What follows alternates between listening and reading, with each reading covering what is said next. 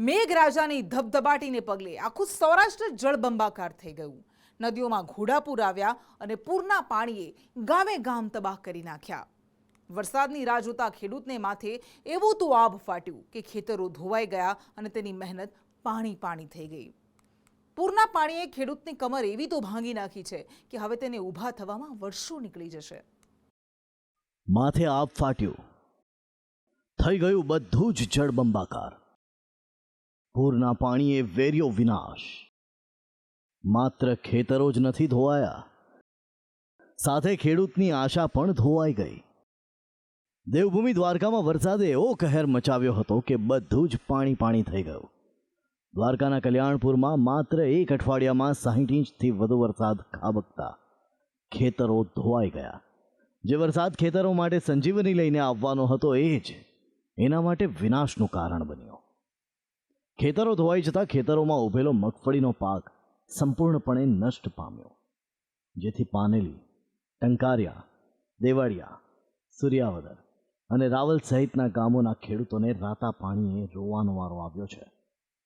સરકારને એવી વિનંતી કરવા માગું છું કે છેલ્લા અઠવાડિયા 10 દિનની અંદર કલ્યાણપુર તાલુકાની અંદર દેવભૂમિ દ્વારકાની અંદર ઓછામાં ઓછો 35થી 40 ઇંચ વરસાદ પડ્યો છે। આ આફત તો કુદરતી છે, પણ આ વરસાદને કારણે અમારા જે ખેડૂતનું ખેતર છે ધોવાઈ ગયા છે અને પાક સંપૂર્ણ નિષ્ફળ ગયો છે। આમાં બધેમાંથી પાણી ગયા છે, અઠવાડિયુંથી પાણી જાય છે।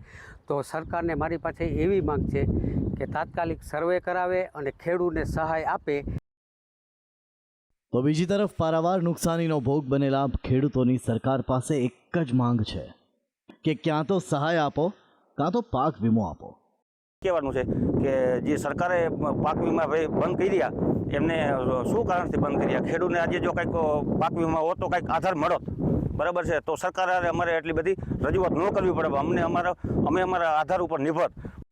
ભારે વરસાદે એક અઠવાડિયા સુધી સમગ્ર ગેડ વિસ્તારને બાનમાં લીધું, જેથી સમગ્ર ગેડ પંથક જળમાં ગરકાવ થઈ ગયો।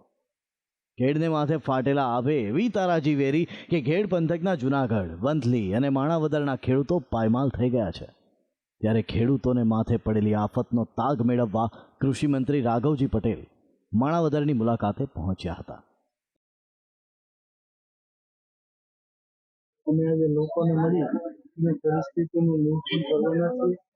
એના ભાગરૂપે અહીં 10 લોકો અહીંયા મળ્યા છે આગળના ગામોમાં, અને જઈ આ પ્રશ્નો જાણી અને વહેલી તકે લોકોને આમાં કઈ રીતે થઈ શકાય એ દિશામાં અમે કાર્યવાહી તાત્કાલિક હાથ કરવાના છીએ। ખેડૂતોને અત્યારે બે બાજુનો માર પડી રહ્યો છે। એક તરફ વરસાદે સર્જેલી તારાજીના ઘા હજુ રૂઝાયા નથી, ત્યાં તો કેમિકલ માફિયાઓના વાંકે ખેડૂતોને રોવાનો વારો આવ્યો છે। જૂનાગઢની ઓઝત નદીમાં કેમિકલ યુક્ત પાણી છોડાતા ખેડૂતોનો પાક બરબાદ થઈ રહ્યો છે। કે જે ઉબેણનું પાણી જે આવે જેતપુર વિસ્તારનું, એ એકદમ કેમિકલ યુક્ત આવે છે અને ઝેર જ થઈ જાય છે। એ મગફળીમાં આવે તો મગફળી આખી બળી જાય છે। મગફળી તો બળી જ જતી હતી, પણ જેનો પશુ માટે ચારો બચતો ને એ પણ ઝેરી થઈ જાય છે અને ઢોર પણ ખાતા નથી। અને શિયાળામાં રવિ પાકમાં પણ અમે જે કાંઈ વાવેતર કરીને એ ધાર્યું વાવેતરનો ઉગાવો નથી આવતો અને બહુ જ નુકસાની ભોગવવી પડે છે। તો બીજી તરફ નવસારી જિલ્લામાં ખેડૂતોએ સારા વરસાદની આશાએ શેરડી અને ડાંગરનું વાવેતર કર્યું, પણ ભારે વરસાદને કારણે નવસારીની પૂર્ણા નદી ગાંડીતૂર થઈ અને નદીના પાણી ખેડૂતોની મહેનત પર ફરી વળ્યા। ભારે આશાઓ સાથે ખેડૂતોએ વાવેતર કરેલા શેરડી અને ડાંગરના પાકનો સોથ વળી ગયો। ખેડૂતોની આશાઓ, ખુશીઓ, મૂડી અને મહેનત બધું જ પૂરના પાણીમાં તણાઈ ગયા। ને મેં શેરડી કરી ને ભાત કર્યું। ભાતમાં રેલ આવવાથી ભાતની ખેતીમાં બધી જમીનને ભો પડવાથી પાછી કરવા પડે એ પરિસ્થિતિ આવી ગઈ। પૂર આવવાના કારણે વધારે પડતું નુકસાન થઈ રહ્યું છે શેરડીમાં અને ડાંગરમાં। હવે ડાંગરની ખેતીમાં અત્યારે ધરું બી બધા ખરાબ થઈ ગયા। જે રોપણી થઈ ગઈ ફેર રોપણી બાકી છે અમુકની, તો બી બધા ધરું બી ખરાબ થઈ ગયા છે। ખેડૂતોની ડૂબી ગયેલી આશ છે. આ દ્રશ્યોમાં આપ જે જોઈ રહ્યા છો એ શેરડીનો પાક છે. શેરડી આમ તો હાર્ડી ક્રોપ કહેવામાં આવે છે, પરંતુ આ પાણીનો પૂરનો ધસમસતો પ્રવાહ એવો હતો કે જેની અંદર શેરડી જેવો હાર્ડી ક્રોપ ગણાતો જે પાક છે એ પણ ધરા ઉપર ધરાશાયી થયેલી અવસ્થામાં જોવા મળી રહ્યો છે. આપ જોઈ શકો છો કે આ ડાંગરનો ખેડૂતોએ જે તૈયારી કરી હતી, ધરું વાવ્યું હતું, એ ધરું પણ ધરામાં ધરાશાયી થયું છે. તેને પગલે જગતના તાતને હવે માથે હાથ રાખીને રોવાનો વારો આવ્યો છે.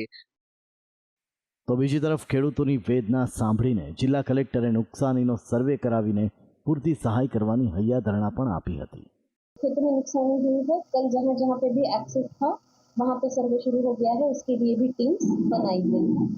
और जो सर्वे होगा और जीआर के हिसाब से जो मिलने पात्र है उसमें हम लोग सरकार के पास से ग्रांट की मांग करके जितना पॉसिबल है एज अर्ली एज पॉसिबल इसका चुकौती. જે વરસાદ માટે ખેડૂત કાલાવાલા કરતો હતો એ જ વરસાદે ખેડૂતોને એવી કેડ ભાંગી છે કે હવે તે ઊભો પણ થઈ શકતો નથી.